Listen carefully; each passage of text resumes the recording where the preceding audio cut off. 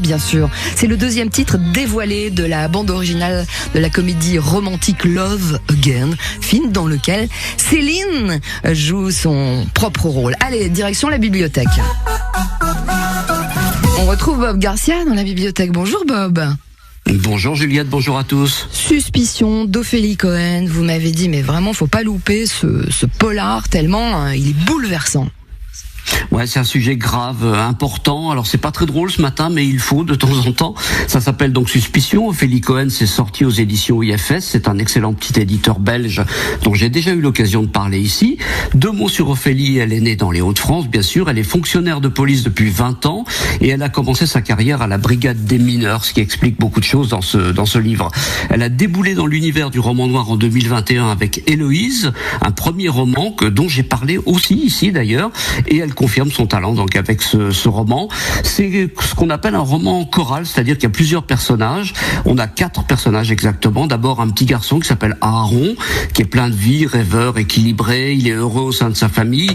Et puis patatras, le jour de son 10e anniversaire, eh bien son monde s'écroule quand son père quitte la maison. On a la maman Rachel qui est une mère aimante, une épouse dévouée, etc. On a Hugo, donc le papa qui abandonne le foyer pour sa secrétaire Marie, enfin bref, un grand classique. Et Nathalie qui est brigadier chef à la brigade des mineurs, tiens, et qui vit au quotidien les violences conjugales, les agressions sexuelles, l'abandon de famille, enfin tout ça.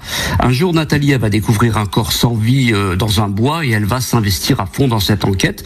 Donc voilà, 4 personnages, 4 points de vue qui sont soumis au lecteur.